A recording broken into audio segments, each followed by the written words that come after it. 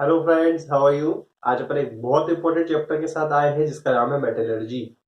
Class 10th पे ये आपका एक टॉपिक है। जनरली इस साल ये शायद रिड्यूस हो गया है, बट मेटलर्जी बहुत इंपॉर्टेंट है और एनटीएससी पे हर स्टेट में इससे कुछ ना कुछ क्वेश्चंस पूछे जाते हैं। बहुत ज्यादा नहीं आएंगे तो ज्यादा से ज्यादा आपके कौन सा ऑक्साइड का ओर है ये पूछ लिया जाएगा। कन्वर्जन करते हैं तो क्या बनता है, ये सारी चीजें उसमें पूछी जाती है। ठीक है, हम बात करें मेटलर्जी। तो व्हाट इज मेटलर्जी? तो मेटलर्जी होती है ओर से मेटल्स को एक्सट्रैक्ट करने का process. The process of extraction of metals from their respective ores is called metallurgy. तो अपन लिख देते हैं इस चीज को, ठीक है। The process of conversion of या process of extraction of metals, process of extraction of metal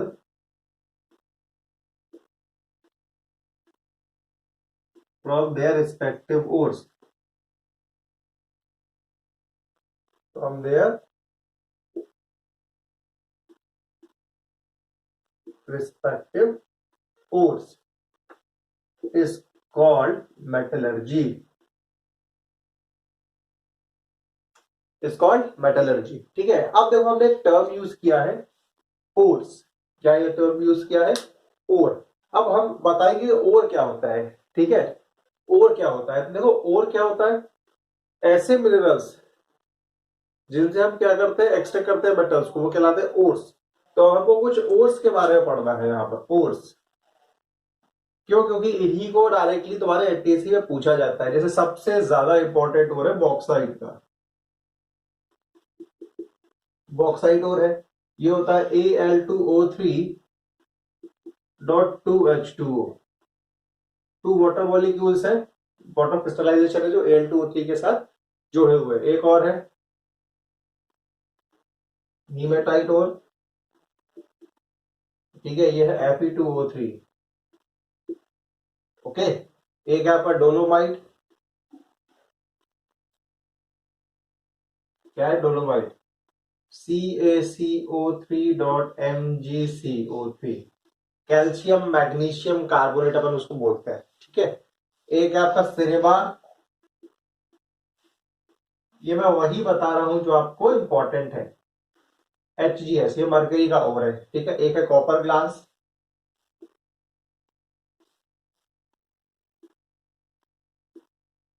ये आपका Cu2S। और एक है आपका गैलेना, PbS।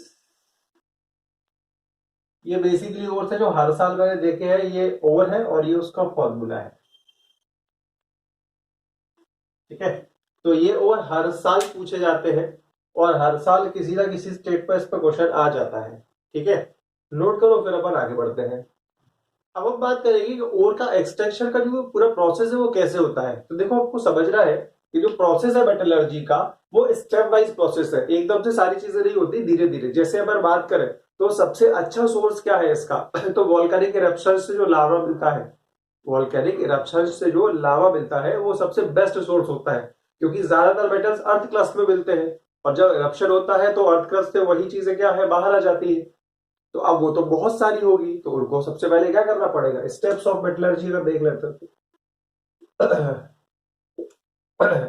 मेरा गला थोड़ा खराब है because of some cold.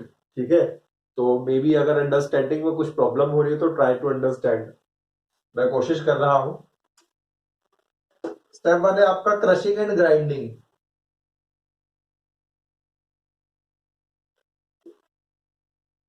Crushing and grinding, इसमें क्या करते हैं, जो बहुत बड़े बड़े जो पत्थर मिलते हैं चट्टानों जैसे, उनको छोटे छोटे तोड़े, ग्राइंडिंग और क्रशिंग करते हैं ना। क्रशर्स होते हैं, क्रशर्स में क्या होता है, पत्थर तोड़ने का काम होता है। तो उसी तरह इनको भी क्रश और ग्राइंड करते हैं पहले अपन। ठीक है, फिर होता है कंसंट्रेशन ऑफ ओर।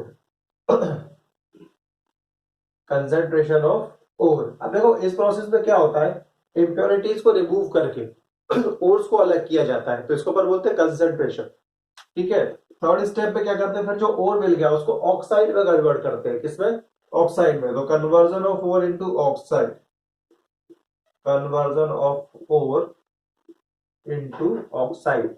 अब ऐसा क्या हो, तो देखो कोई सल्फेट मिली, कोई कार्बोनेट मिली, कोई बाइसल्फेट मिली, तो सबको पहले कन्वर्ट कर दो उठा के किसमें, ऑक्साइड में, क्योंकि ऑक्साइड जो है इजीली रिएक्ट करते हैं। ठीक, फोर्थ हो गया। फिर आप ऑक्साइड्स, तुमने ऑक्साइड और बना लिया, अब ऑक्साइड्स का फिर एक्सट्रैक्शन करते हो, किसका, extraction of metals, extraction of metals from their ores, respective ores से अपन करते हैं। और जैसे ही मेटल निकल गया, वो इतना प्योर तो एकदम से मिलेगा नहीं, तो उसका फिर करोगे refining, purification and refining, purification and refining, purification and refining. तो ये जो 5 प्रोसेस स्टेप्स है, इन्हीं के थ्रू अपन कंप्लीटली मेटल्स को एक्सट्रैक्ट करते हैं। ठीक है, फटाफट नोट कर लो, फिर अपन सेकंड से स्टार्ट करेंगे। क्रशिंग ग्राइंडिंग में एक्चुअली कुछ नहीं होता, अपन कंसंट्रेशन ऑफ ओर स्टार्ट करेंगे। अब हम बात करेंगे कंसंट्रेशन ऑफ ओर की। तो देखो कंसंट्रेशन ऑफ ओर को हम अगर अपने लेवल पर बात करें, जो आपका आईटीएससी का है, जो क्लास 10th का लेवल है, इसमें हमको इसमें 4 मेथड्स को स्टडी करना है। तो अपन उसी के बारे में बात करेंगे। बहुत ज्यादा डेप्थ में नहीं जाऊंगा, क्योंकि हमें एनटीएससी के बारे में पढ़ना है। जिस तरह से क्वेश्चन आते हैं और जहां से क्वेश्चन आ सकते हैं, सिर्फ मैं उसी पे बात करूंगा। ठीक है, तो कंसंट्रेशन और जो है, इसमें अपन 4 प्रोसेस को पढ़ेंगे। तो देखो सबसे पहले आप लिखो, इसी तरह से उसको डिवाइड कर देता हूं। ठीक है,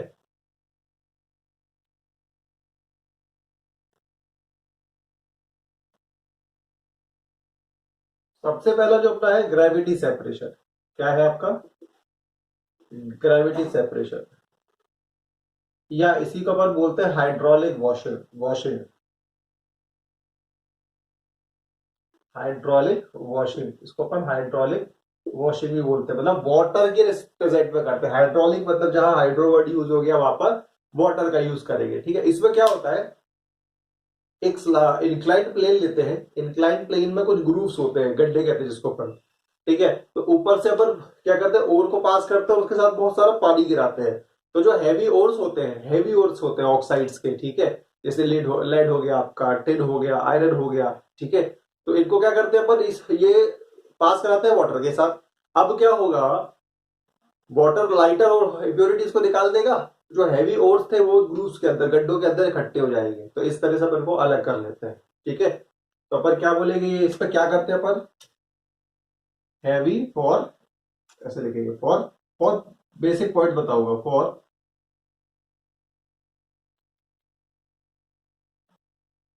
heavy oxide ores, iron, tin and lead, इनके लिए अपन करते हैं। ठीक है, और भाई तुम्हें समझ में आ रहा होगा, क्योंकि हाइड्रोलिक या ग्रेविटी सेपरेशन है, तो यहाँ पर डेंसिटी जो है मेन कैरेक्टरिस्टिक है। ठीक है, जो हाईली डेंस होंगे वो ग्रुप्स पे चले जाएंगे, और जो लेस डेंसर होंगे वो निकल जाएंगे। ठीक है, सेकेंड वन है अपना froth flotation method.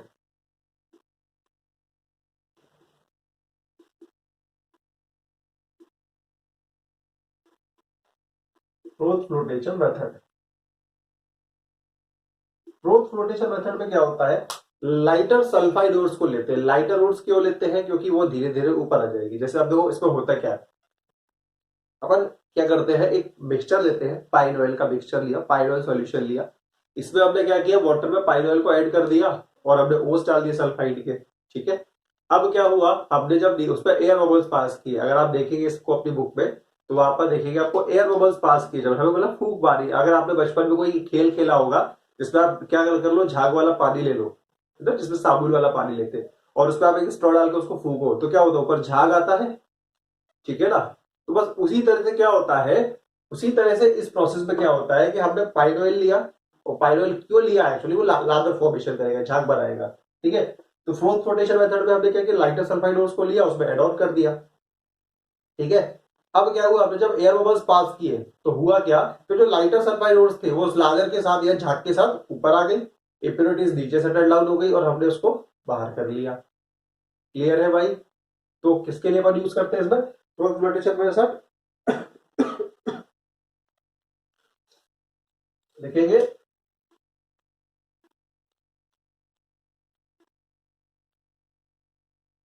For lighter sulphide ores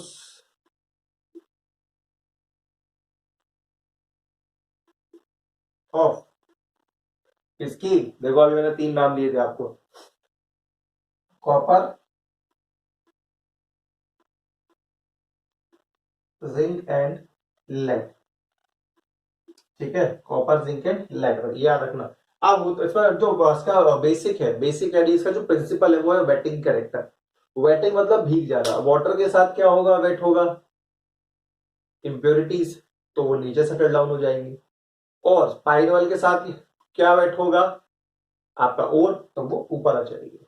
ठीक है, आप थर्ड वन पर आ जाते हैं इसको बोलते हैं ग्रेविटी सेपरेशन।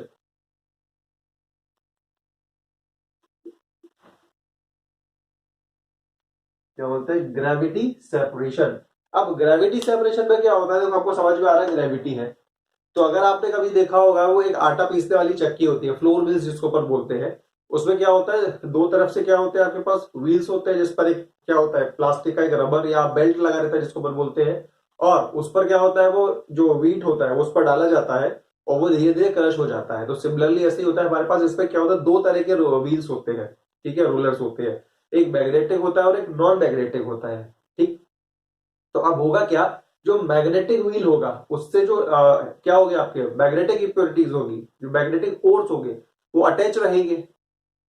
कुछ इस तरह से रहता है, ये मैग्नेटिक व्हील था, या आपने दो क्या कर दिए, हीप ले लिए। अब जो मैग्नेटिक ओर थी वो उसके संग अटैच रही तो कहाँ अंदर आके गिरेगी, और जो नॉन मैग्नेटिक थी वो सीधे निकल जाएगी इस तरह से। तो यहाँ पर नॉन मैग्नेटिक आ गई, यहाँ पर मैग्नेटिक आ गई। क्लियर है, क्योंकि वो तो उससे अट्रैक्टेड है, और जैसी रबर बैंड हटी दुर्घटना घटी और यहाँ पर आ गया वो। ठीक है, तो इसमें बाद बोलेंगे क्या, मैग्नेटिक ओर्स ऑफ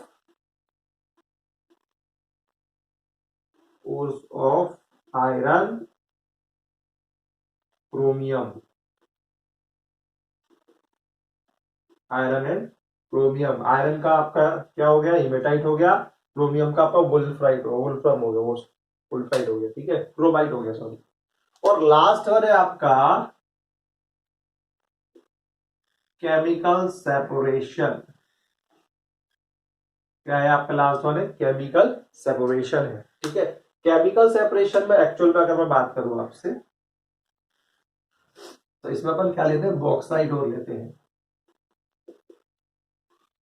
बॉक्साइट और लेते हैं। ठीक है, बॉक्साइट और में से अपन प्योर एल्यूमिना Al2O3 को अपन निकालते हैं। ठीक है, देखो अलग अलग स्टेप का प्रोसेस होती है। सबसे पहला स्टेप क्या होता है, अगर आप अपनी बुक पे देखेंगे तो सबसे पहले इसको क्या करते हैं, अब चूंकि इसमें इम्प्योरिटीज भी होती है, सिलिका की इम्प्योरिटी होती है, ठीक है, तो इसको रिमूव करने के लिए हमें क्या करना होता है, हम एल्यूएच के साथ रिएक्शन कराते हैं, तो ये बना देता है तुम्हारा एल्यूमिनेट बना देता है। एल्यूमिनेट क्या बना देता है, फिर एल्यूमिनेट को तुम क्या करते हो, रिएक्शन कराते हो तो एल्यूमिनियम हाइड्रोक्साइड बना देता है, और एल्यूमिनियम हाइड्रोक्साइड को जब हीट करते हो तो तुम्हें प्योर एल्यूमिना मिल जाता है। ठीक है, तो इसके बाद बॉक्साइड ओर के लिए यूज करते हैं और रिएक्शन कराते हैं। पहले पहले स्टेप पर बेस के साथ रिएक्शन कराते हैं, और दूसरे स्टेप में फिर अपन उसको हीट करा देते हैं, या पहले वाटर के साथ रिएक्शन कराएंगे जिससे अपन को क्या मिल जाए, एल्यूमिनियम हाइड्रोक्साइड मिल जाए एल्यूमिनेट से, और फाइनली फिर जो एल्यूमिनियम हाइड्रोक्साइड मिला उसको अपन ने हीट किया, और हीट करने के बाद फिर आपको क्या मिलता है, प्योर एल्यूमिना मिलता है। ठीक है, तो जनरली ये है, तो ये bauxite ore to obtain pure alumina, और एल्यूमिना है आपका Al2O3। ठीक है, और लिख देता हूँ process, react with 50% positive NaOH, ये आपका इसके साथ अपन रिएक्शन करवाते हैं। ठीक है, तो ये फिलहाल बहुत बेसिक चीजें हैं और बहुत इंपॉर्टेंट चीजें हैं, क्योंकि इससे बाहर मेरे हिसाब से क्वेश्चन कभी नहीं आया, मैंने देखा भी नहीं है, तो आप इसको नोट कर लीजिए, फिर अपन कन्वर्जन ऑफ ऑक्साइड का करते हैं और से। अब हम बात करेंगे एक नया प्रोसेस है जिसका नाम है conversion of ore into oxide, यानी जो भी अभी तक हमने ओर को कंसेंट्रेट किया था इसको हमें ऑक्साइड में कन्वर्ट करना है। ठीक है, तो इस पर जनरली अपन बात करें तो हमें दो प्रोसेस है जो बहुत ज्यादा इंपॉर्टेंट है और जिनको स्टडी करना है। सबसे पहली है रोस्टिंग, और उसके बाद जो पढ़ दी कैल्सिनेशन। बस इन्हीं दो को पढ़ना है, रोस्टिंग एंड कैल्सिनेशन। देखो भाई, जो रोस्टिंग होती है वो एक्सेस ऑफ एयर होती है, in presence of excess of air, excess of air, ठीक है। ये होती है इन एब्सेंस ऑफ एयर, ये किसके लिए होगी, एब्सेंस ऑफ एयर, ठीक है। ये किसके लिए होगी, ये सल्फाइडोर्स के लिए होगी रोस्टिंग, फॉर सल्फाइडोर्स। ये किसके लिए होगी आपकी, ये होगी for carbonates and hydroxides, for carbonate and hydroxides, और हाइड्रोक्साइडोर्स। एग्जाम्पल के थ्रू तुम्हें समझा देता हूं, जैसे सपोज मेरे पास एक जिंक सल्फाइड था, ठीक है, मैंने ऑक्सीजन के साथ रिएक्शन करा दी, तो ये बना देगा तुम्हारा ZnO, ठीक है, ZnO प्लस निकल जाएगा SO2। देखो सल्फाइड था, क्या बन गया, ये तुम्हारा ऑक्साइड का फॉर्मेशन हो गया, ठीक है। यहां पर मैं कार्बोनेट ले लेता हूं, मैंने ZnCO3 लिया, इसको हीट कर दिया, एब्सेंस ऑफ एयर है, तो ये क्या बना देगा, ZnO प्लस CO2, क्या बना देगा, ZnO प्लस CO2। यहाँ पर भी क्या बन गया, तुमको ऑक्साइड मिल गया, ठीक है। तो ये बहुत आसान है, बस इतना याद रखना, रोस्टिंग एक्सेस ऑफ एयर होगी, सल्फाइड्स के लिए होगी, कैंसिलेशन एब्सेंस ऑफ एयर होगा, कार्बोनेट और हाइड्रोक्साइड ओर्स के लिए होगा। नोट करो, फिर आगे बढ़ते हैं। अब हम बात करेंगे, अभी तक हमने क्या किया था, ओर्स को ऑक्साइड में कन्वर्ट कर लिया था। अब इस ऑक्साइड को ओर्स से हमको क्या करना है, मेटल्स को एक्सट्रैक्ट करना है by the process of roasting और कैल्सिनेशन, ठीक है। तो इसमें हमको अब पता है मेटल्स जो होते हैं रिएक्टिविटी सीरीज के अकॉर्डिंगली 3 तरह के मेटल्स होते हैं, एक जो हाईली रिएक्टिव होगा, एक जो मॉडरेट रिएक्टिव होगा, और एक जो लीस्ट रिएक्टिव होगा, अपन ने जो देखा था, ठीक है। तो इसमें भी अपन इसको स्टेप बाय स्टेप करेंगे। अपन स्टार्ट करेंगे लीस्ट रिएक्टिव मेटल्स से, तो अपन क्या करेंगे, एक्सट्रैक्शन ऑफ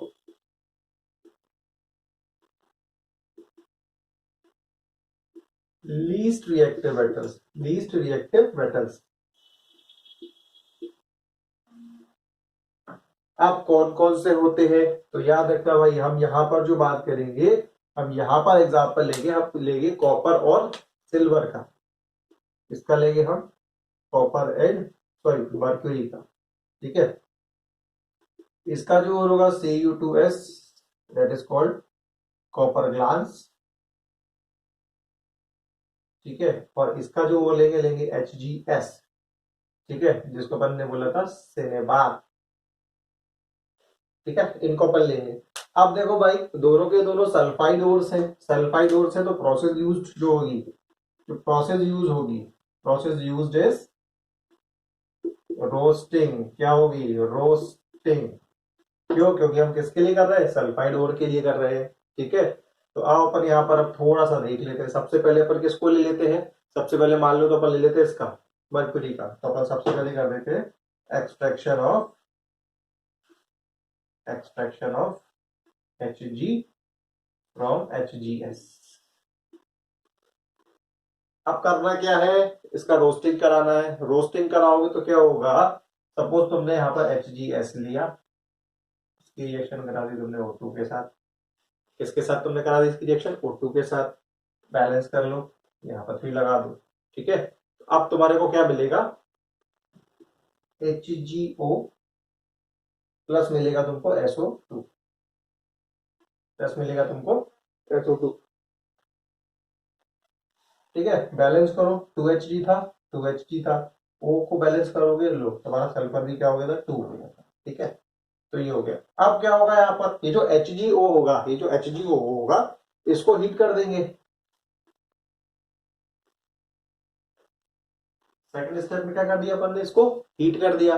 अब जैसे इसको हीट करेंगे, क्या मिल जाएगा तुमको, 2Hg, किस फॉर्म में, लिक्विड फॉर्म में, और प्लस तुम्हारा क्या निकल जाएगा, सल्फर निकल जाएगी, सॉरी O2 निकल जाएगा, सल्फर।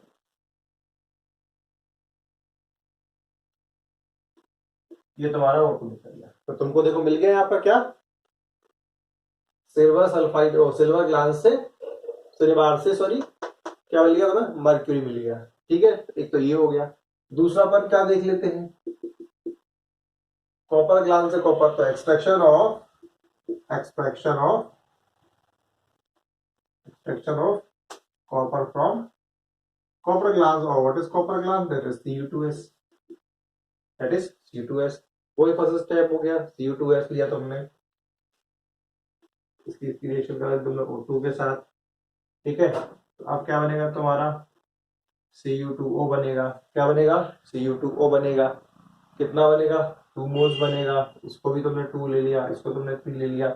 हम जनरली 3O2 का यूज करते हैं, ठीक है। और तुम्हारे साथ बनेगा यहाँ पर क्या, देखो SO2, 2SO2, 2SO2 बन गया। अब भाई यहाँ पर एक बहुत इंपॉर्टेंट बात जो हमें याद रखती है, ऑटो रिडक्शन है। क्या है ये? ऑटो रिडक्शन है। ऑटो रिडक्शन में क्या होता है कि जैसे ही तुम्हारा Cu2O बना, ये क्या करता है, तुरंत ये दोबारा किसी दूसरे Cu2H के साथ रिएक्ट कर जाता है, ठीक है, और उसके साथ और कॉपर को रिड्यूस कर देता है, ठीक। तो यह हुआ कि अगले प्रोसेस में 2Cu2S था, Cu2O के साथ रिएक्शन कर दिया और इसने बना लिया 6Cu प्लस SO2। ये हमको कॉपर मिल गया। ये भी तुम्हें क्या मिलेगा? लिक्विड स्टेट में मिलेगा। क्या मिलेगा? ये लिक्विड स्टेट में मिलेगा, ठीक है। तो ये तुम्हारा क्या हो गया, देखो यहां पर हमने क्या किया, इसके साथ रिएक्शन कराया ऑक्सीजन के साथ, ये रोस्टिंग कराया, रोस्टिंग कराने के बाद हमको मिल गया। यहाँ पर हमने क्या कराया, C2S के साथ करा दिया ऑक्सीजन के साथ। जैसे ही बना Cu2O, जैसे ही बना Cu2O, इसने क्या किया, दूसरे मॉलिक्यूल Cu2S के साथ रिएक्शन कर लिया तुरंत, और उसके साथ तुरंत करके रिएक्शन क्या निकाल दिया, कॉपर को निकाल दिया। So this is an auto reduction, this is an auto reduction process, auto reduction, ठीक है। चलो नोट कर लो। मॉडरेट रिएक्टिव मेटल्स जो है, यानी वो क्या है, जिंक भी हो सकता है, वो आयरन भी हो सकता है। तो अब यहां पर क्या होगा, हमारा जो प्रोसेस होगा, प्रोसेस जो होगा उसमें हम स्मेल्टिंग और रोस्टिंग दोनों को लेंगे, रोस्टिंग एंड स्मेल्टिंग दोनों को लेंगे हम। क्यों लेंगे? क्योंकि हमारे पास कार्बोनेट ओर भी हो सकते हैं, सल्फाइड ओर्स भी हो सकते हैं, ऑक्साइड ओर्स भी हो सकते हैं, हाइड्रोक्साइड ओर्स भी हो सकते हैं, ठीक है, इसलिए, ठीक है। तो इसमें अपन को 2 प्रोसेस पढ़नी है, हम दोनों के बारे में थोड़ी सी बात करेंगे। जो अपनी फर्स्ट प्रोसेस है वो है स्मेल्टिंग। क्या है? स्मेल्टिंग। और जो सेकंड प्रोसेस है अपनी, वो है आपकी एल्यूमिनोथर्मी, एल्यूमिनोथर्मी, ठीक है। स्मेल्टिंग में अपन यूज करते हैं किसका? कार्बन का, यानी कि कोक। तो अपन इसमें क्या बोलेंगे कि the reduction of metal oxide into ore by using carbon by heating with coke, ये क्या कहलाता है आपका? स्मेल्टिंग। क्या कहलाता है ये? स्मेल्टिंग। क्या बोलेंगे अपन? Reduction of metal oxide by heating with carbon, reduction of metal oxides by heating with coke. हम बोल रहे थे कार्बन है या कोक, कोक यानी आपका क्या है, ये कार्बन है। अब भाई कार्बन में अपने ने कोक का ही क्यों यूज किया? तो कोक का यूज इसलिए किया क्योंकि ये चीपेस्ट सोर्स है, और कोई भी चीज हमको बनानी होती है तो जो रॉ मटेरियल होता है वो हमारे पास, अगर जितना ज्यादा चीपर होगा, हमारा प्रोडक्टिविटी उतनी अच्छी होगी, तो हमको मार्जिन उतना ज्यादा मिलेगा, ठीक है। जैसे सपोज मैं तुम्हें एक एग्जांपल देता हूँ इसमें रिएक्शन में।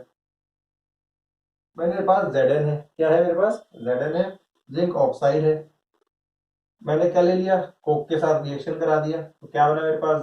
Zn plus CO। क्या बन गया मेरे पास? Zn प्लस CO, यानी मोनो ऑक्साइड बन गया।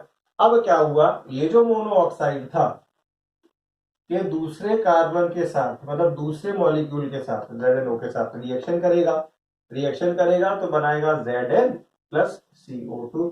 मोनो ऑक्साइड वॉज अनस्टेबल, तो क्या करेगा ये तुरंत ऑक्साइड के साथ रिएक्शन करके कार्बन डाइऑक्साइड रिलीज कर देगा, और तुमको क्या मिल जाएगा? जिंक मिल जाएगा। क्लियर है? अब हम सेकंड बात करेंगे किसकी? एल्यूमिनोथर्मी की। यहाँ पर हम क्या यूज करते हैं? एल्यूमिनियम का यूज करते हैं, ठीक है, एल्यूमिनियम का यूज करते हैं। एल्यूमिनियम का यूज क्यों करते हैं? क्योंकि इसकी जो एफिशिएंसी होती है वो ज्यादा होती है मेटल के साथ, ठीक है, रिएक्ट करने की। तो अपन इसमें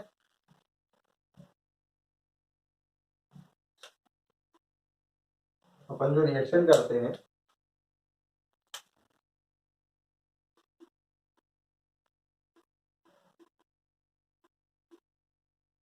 एल्यूमिनियम के साथ रिएक्शन कराते हैं, ठीक है, क्या बनेगा?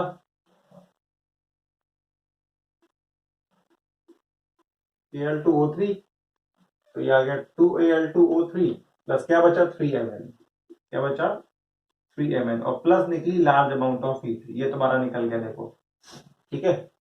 अब इसी तरह एक और प्रोसेस अगर मैं कर दूं यहां पर,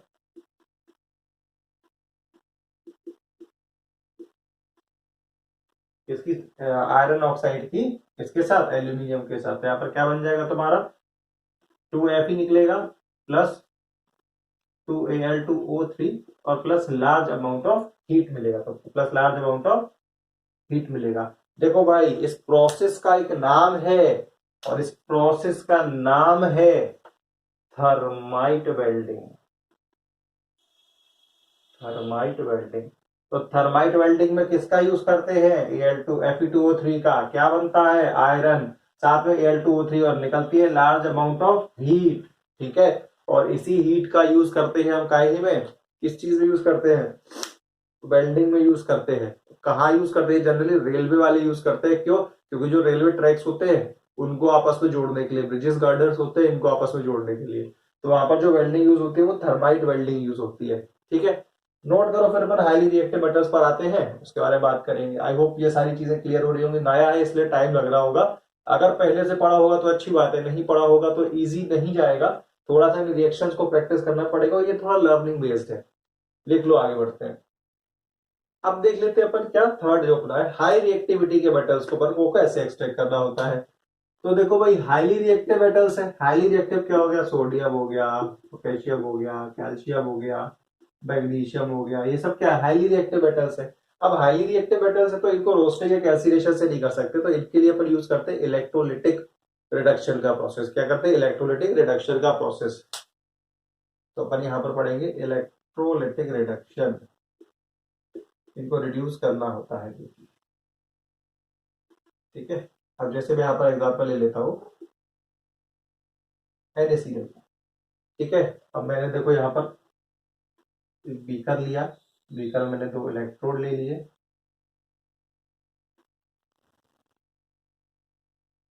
उनको सर्किट से कनेक्ट कर दिया, ठीक है। और यहाँ पर ले लिया मैंने NaCl का सॉल्यूशन ले लिया, क्या ले लिया, NaCl का सॉल्यूशन ले लिया। सपोज ये अपना कैथोड हो गया और ये अपना एनोड हो गया, ठीक है। अब देखो भाई ये तुम्हारी बैटरी हो गई, जैसे NaCl को ब्रेक डाउन करोगे, ब्रेक डाउन होगा तो ये NaCl एक्वा NaCl है, Na प्लस और Cl नेगेटिव ब्रेक होगा, ठीक है। NaCl नेगेटिव ब्रेक होगा तो जो मेटल होता है, जो प्योर मेटल होता है वो हमेशा कहा जाता है कैथोड की तरफ, और जो इम्प्योर मेटल होता है वो जाता है एनोड की तरफ। यानी अगर मैं कैथोडिक रिएक्शन कराऊंगा एट कैथोड, कैथोड पर क्या होगा Na प्लस प्लस क्या जाएगा सोडियम, सोडियम क्या मिलेगा हमें कैथोड पर, और एनोड पर जो रिएक्शन होगी तो क्या होगा Cl नेगेटिव क्या देगी इलेक्ट्रॉन, और ये रिएक्शन करके हमको Cl देगा। अब Cl चूंकि सिंगल एग्जिस्ट करता नहीं है तो एक और के साथ रिएक्शन करे Cl2 बना लेगा। तो सपोज अगर इसी रिएक्शन में फुल्ली लिखूं तो क्या हो जाएगा 2NaCl अगर मैंने ले लिया तो हमको क्या मिलेगा 2Na प्लस Cl2, जिसमें ये कहाँ मिल गया कैथोड पर और ये कहाँ मिल गया हमको एनोड पर। तो बस ये है एक्चुअल में पूरा प्रोसेस, इसमें पूछते कुछ भी नहीं है। सपोज ऐसा पूछ लिया कि हमने सपोज मैंने पूछ लिया तुमको कि Al2O3 का मैंने इलेक्ट्रोलिटिक रिडक्शन करा दिया, तो हमें कैथोड पर क्या मिलेगा, तो कैथोड पर तो हमें बट ऑब्वियसली बात है एल्यूमिनियम ही मिलेगा, क्योंकि pure metal always goes to कहां पर कैथोड पर जाएगा। क्लियर है, चलो नोट करो, फिर रिफाइनिंग और प्यूरिफिकेशन है लास्ट, और उसके बारे में डिस्कस कर लेते हैं। तो देखो क्या होता है, इसको क्या बोलते हैं, मतलब the process of purifying the pure metal from impure metal is called refining. तो क्या लिख लेंगे अपन इसमें, द प्रोसेस ऑफ प्यूरिफाइंग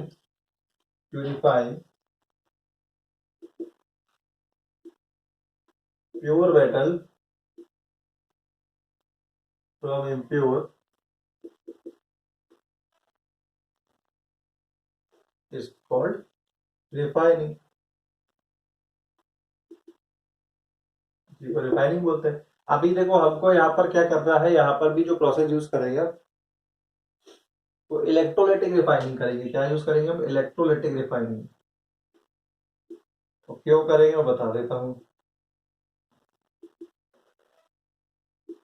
जो मेटल एक्सट्रैक्ट हुआ है उसमें बहुत लाइटर अमाउंट में क्या है, इम्प्योरिटीज है, क्योंकि ऑलमोस्ट वो प्योर हो चुका है। तो वो जो माइन्यूट इम्प्योरिटीज है ना, उसको और किसी प्रोसेस के थ्रू अपन अलग नहीं कर सकते, तो इलेक्ट्रिसिटी पास करके उसको चार्ज करके अलग कर लेंगे हम। ठीक है। तो अब इलेक्ट्रोलाइटिक रिफाइनिंग में अगर मैं बात करूं तो हमको यहाँ पर अब थोड़ा सा दो चीजों को याद रखना है। देखो एक था हमारे पास एनोड, ठीक है, और एक था हमारे पास कैथोड। क्या था? एक था एनोड था और एक था कैथोड था। जो एनोड था वो हमारा क्या था? थिक प्लेट था, थिक प्लेट।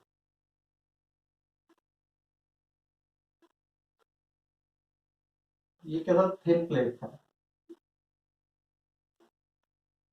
मतलब जो कैथोड था, वो जो तुमने रॉड लिया था वो थिक रॉड था, ऐसे बोलो थिक रॉड।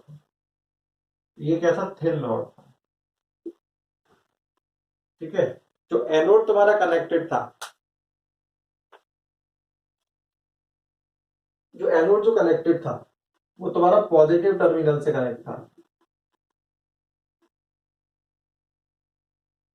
किससे कनेक्ट है तुम्हारा? पॉजिटिव टर्मिनल से। कैथोड किससे कनेक्ट था तुम्हारा? ये छोटी छोटी चीजें हैं जो पूछी जाती हैं। Connect to,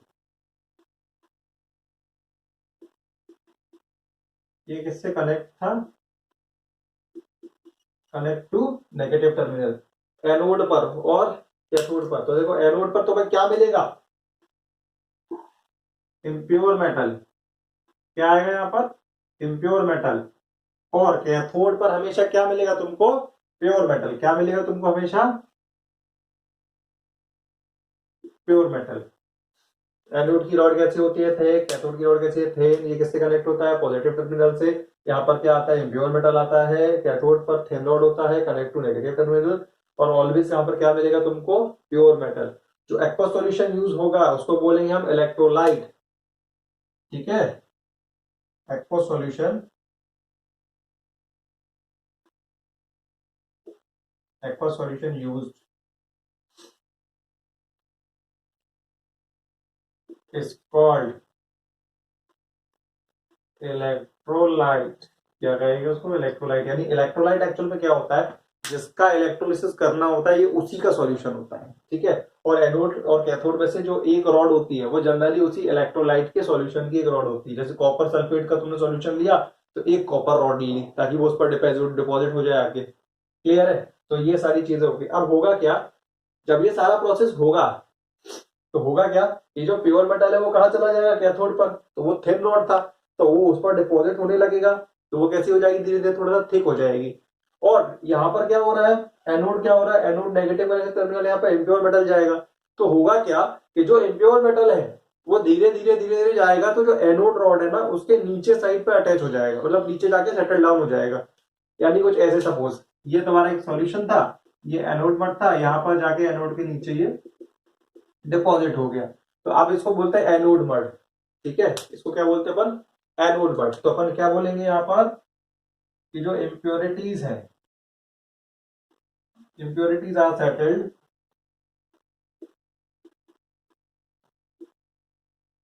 below anode as anode mud, as anode mud. ठीक है। तो एनोड मड या एनोड स्लज बोलते हैं, ये ध्यान रखना। तो भाई ये आपका कंप्लीट एक क्या था? चैप्टर था। क्या इसका नाम क्या था आपका? मेटलर्जी।